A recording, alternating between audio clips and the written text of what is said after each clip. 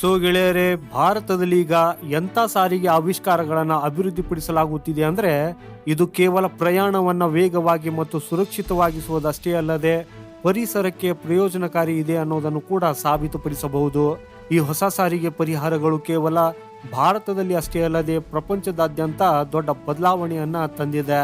ಕೆಲವು ತಂತ್ರಜ್ಞಾನಗಳನ್ನ ನೋಡಿ ಅಮೆರಿಕನು ಕೂಡ ಆಶ್ಚರ್ಯ ಪಡ್ತಾ ಇದೆ. ಇವತ್ತಿನ ಈ ವಿಡಿಯೋದಲ್ಲಿ ನಾವು ಭಾರತದಲ್ಲಿ ಅಭಿವೃದ್ಧಿಪಡಿಸುತ್ತಿರುವ ಕೆಲವು ಅದ್ಭುತ ಸಾರಿಗೆ ಆವಿಷ್ಕಾರಗಳ ಬಗ್ಗೆ ನಿಮ್ಗೆ ಹೇಳಲಿದ್ದೇವೆ. ಇದನ್ನು ತಿಳ್ಕೊಂಡು ನೀವು ಕೂಡ ಅಚ್ಚರಿ ಪಡಬಹುದು. ಭಾರತ ತಾಂತ್ರಿಕ ದೃಷ್ಟಿಕೋನದಿಂದ ಈಗ ಸಾಕಷ್ಟು ಪ್ರಗತಿ ಸಾಧಿಸಿದೆ. ಸೊ ಈ ಇಂಟ್ರೆಸ್ಟಿಂಗ್ ವಿಡಿಯೋವನ್ನ ಕೊನೆವರೆಗೂ ನೋಡಿ ಹಾಗೂ ಭಾರತದ ಈ ಪ್ರಗತಿಗಾಗಿ ವಿಡಿಯೋನ ಲೈಕ್ ಮಾಡುತ್ತಾ ಕಮೆಂಟ್ ಬಾಕ್ಸ್ ಅಲ್ಲಿ ಜೈನ್ ಅಂತ ಬರೆಯೋದನ್ನ ಮರೆಯದಿರಿ. ಸೊ ಗೆಳೆಯರೆ, ಈಗಿನ ಕಾಲದಲ್ಲಿ ಪ್ರಯಾಣವು ಕೇವಲ ಸಾಮಾನ್ಯ ಕೆಲಸವಾಗದೆ ರೋಮಾಂಚನಕಾರಿ ಅನುಭವವಾಗ್ತಾ ಇದೆ. ಸೊ ಈಗ ಭವಿಷ್ಯದ ಸಾರಿಗೆಯ ಬಗ್ಗೆ ಮನಸ್ಸಲ್ಲಿ ಬರುವ ಮೊದಲ ಆಲೋಚನೆಯು ಹಾರುವಂತಹ ಕಾರುಗಳು. ಈ ಮೊದಲು ವೈಜ್ಞಾನಿಕ ಕಾಲ್ಪನಿಕ ಕಥೆಗಳಲ್ಲಿ ಮಾತ್ರ ಈ ಹಾರುವ ಕಾರುಗಳ ಆಲೋಚನೆಗಳು ಇರ್ತಾ ಇದ್ದವು. ಆದರೆ ಈಗ ಅನೇಕ ಕಂಪನಿಗಳು ಇದನ್ನ ರಿಯಾಲಿಟಿಯನ್ನಾಗಿ ಮಾಡುವುದಕ್ಕಾಗಿ ಪ್ರಯತ್ನಿಸುತ್ತಿವೆ. ಈ ಹಾರುವ ಕಾರುಗಳು ಡ್ರೋನ್ ಟೆಕ್ನಾಲಜಿ ಮತ್ತು ಎಲೆಕ್ಟ್ರಿಕ್ ಮೋಟಾರ್ಗಳನ್ನು ಬಳಸಿಕೊಂಡು ಗಾಳಿಯಲ್ಲೇ ಹಾರಬಹುದು.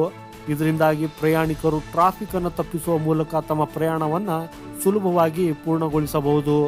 ಭಾರತದಂತ ದೇಶಗಳಲ್ಲಿ ಈಗ ಟ್ರಾಫಿಕ್ ಸಮಸ್ಯೆಯು ಗಂಭೀರವಾಗ್ತಾ ಹೋಗ್ತಾ ಇದೆ. ಇದಕ್ಕಾಗಿ ಈ ಹಾರುವಂತಹ ಕಾರುಗಳು ಉತ್ತಮ ಪರಿಹಾರವೆಂದು ಸಾಬೀತುಪಡಿಸಬಹುದು. ಒಮ್ಮೆ ನೀವು ಯೋಚನೆ ಮಾಡಿ ನೋಡಿ, ಬೆಂಗಳೂರಿಂದ ಮುಂಬೈಗೆ ಪ್ರಯಾಣಿಸಬೇಕಾದ್ರೆ ಈ ಹಾರುವ ಕಾರಿನಲ್ಲಿ ಕುಳಿತುಕೊಳ್ಳುವ ಮೂಲಕ ಕೆಲವೇ ಗಂಟೆಗಳಲ್ಲಿ ನೀವು ಅಲ್ಲಿಗೆ ಹೋಗಬಹುದು. ಈ ತಂತ್ರಜ್ಞಾನವು ನಮ್ಮ ಭವಿಷ್ಯದ ಸಾರಿಗೆಯನ್ನು ಸಂಪೂರ್ಣವಾಗಿ ಬದಲಾಯಿಸಲಿದೆ ಹಾಗೂ ಆದಷ್ಟು ಬೇಗ ನಾವು ಅದನ್ನು ನಮ್ಮ ಸುತ್ತಲೂ ನೋಡಬಹುದು.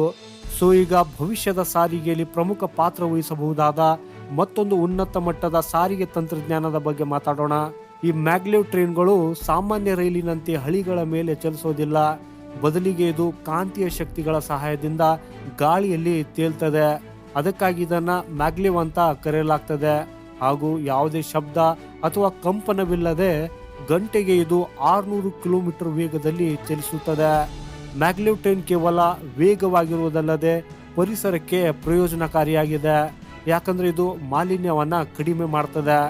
ಭಾರತದಲ್ಲಿ ಇವತ್ತಿಗೆ ಪ್ರಯಾಣದ ವೇಗವು ದೊಡ್ಡ ಸವಾಲಾಗಿ ಪರಿಣಮಿಸುತ್ತಿದ್ದು ಈಗ ಈ ಮ್ಯಾಗ್ಲೆವ್ ರೈಲು ಒಂದು ಕ್ರಾಂತಿಕಾರಿ ಬದಲಾವಣೆಯನ್ನ ತರಬಹುದು. ಉದಾಹರಣೆಗೆ ಹೇಳೋದಾದ್ರೆ, ಇವತ್ತು ದೆಹಲಿಯಿಂದ ಲಕ್ನೋಗೆ ಸುಮಾರು 6 ಗಂಟೆಗಳ ಸಮಯ ತೆಗೆದುಕೊಳ್ಳುವ ಪ್ರಯಾಣವನ್ನ ಮ್ಯಾಗ್ಲೆವ್ ರೈಲಿನ ಮೂಲಕ ಕೇವಲ 1 ಗಂಟೆಯಲ್ಲಿ ಪೂರ್ಣಗೊಳಿಸಬಹುದು. ಇದು ಸಮಯವನ್ನು ಉಳಿಸುವುದರ ಜೊತೆಗೆ ಭಾರತದ ಸಾರಿಗೆ ನೆಟ್ವರ್ಕ್ಗೆ ಹೊಸ ದಿಕ್ಕನ್ನ ನೀಡ್ತದೆ. ಸೊ ಈಗ ಇದರ ನಂತರ ನಾವು ಹೈಪರ್ ಲೂಪ್ನ ಬಗ್ಗೆ ಮಾತಾಡೋಣ. ಈ ಹೈಪರ್ ಲೂಪ್ ಎನ್ನುವುದು ಹಳಿಗಳ ಮೇಲೆ ಚಲಿಸದೆ ವ್ಯಾಕ್ಯೂಮ್ ಟ್ಯೂಬ್ಗಳಲ್ಲಿ ಚಲಿಸುವ ಸೂಪರ್ ಫಾಸ್ಟ್ ಟ್ರಾವೆಲ್ ಸಿಸ್ಟಮ್ ಆಗಿದೆ. ಮೊದಲಿಗೆ ನಾವು ಈ ರೀತಿಯ ತಂತ್ರಜ್ಞಾನವನ್ನ ಕೇವಲ ಚಿತ್ರಗಳಲ್ಲಿ ಅಥವಾ ಬುಕ್ಗಳಲ್ಲಿ ಅಷ್ಟೇ ನೋಡ್ತಾ ಇದ್ದೆವು. ಆದರೆ ಈಗ ಈ ತಂತ್ರಜ್ಞಾನವು ಚಿತ್ರಗಳು ಮತ್ತು ಪುಸ್ತಕಗಳನ್ನ ಬಿಟ್ಟು ವಾಸ್ತವಕ್ಕೆ ತಿರುಗುತ್ತಿದೆ. ಈ ಹೈಪರ್ ಲೂಪ್ ಮೂಲಕ ನಾವು ಗಂಟೆಗೆ 1000 ಕಿಲೋಮೀಟರ್ ವೇಗದಲ್ಲಿ ಪ್ರಯಾಣಿಸಬಹುದು. ಈ ತಂತ್ರಜ್ಞಾನವು ಪರಿಸರಕ್ಕೂ ಪ್ರಯೋಜನಕಾರಿಯಾಗಿದೆ. ಯಾಕಂದ್ರೆ ಇದು ಇಂಧನದ ಬಳಕೆಯನ್ನ ಕಡಿಮೆ ಮಾಡುವುದಲ್ಲದೆ ಮಾಲಿನ್ಯವನ್ನು ಸಹ ಕಡಿಮೆ ಮಾಡ್ತದೆ. ಉದಾಹರಣೆಗೆ ಮುಂಬೈನಿಂದ ಪುಣೆಗೆ ಪ್ರಯಾಣದ ಸಮಯ 3 ಗಂಟೆ ಇದೆ. ಆದರೆ ಈ ಹೈಪರ್ ಲೂಪ್ನ ಆಗಮನದೊಂದಿಗೆ ಇದು ಕೇವಲ 25 ನಿಮಿಷಗಳಲ್ಲಿ ಪೂರ್ಣಗೊಳ್ಳುತ್ತದೆ. ಇದು ಪ್ರಯಾಣದ ಸಮಯವನ್ನ ಕಡಿಮೆ ಮಾಡುವುದಲ್ಲದೆ ಪರಿಸರಕ್ಕೆ ದೊಡ್ಡ ಪರಿಹಾರವಾಗಿದೆ. ಅಂತಿಮವಾಗಿ ನಾವು ಈಗ ಡ್ರೋನ್ ಟ್ಯಾಕ್ಸಿಯ ಬಗ್ಗೆ ಮಾತಾಡೋಣ.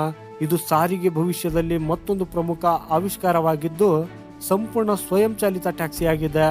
ಇವುಗಳು ಟ್ರಾಫಿಕ್ ಅನ್ನು ತಪ್ಪಿಸಿ ಎತ್ತರದಲ್ಲಿ ಹಾರಬಲ್ಲವು.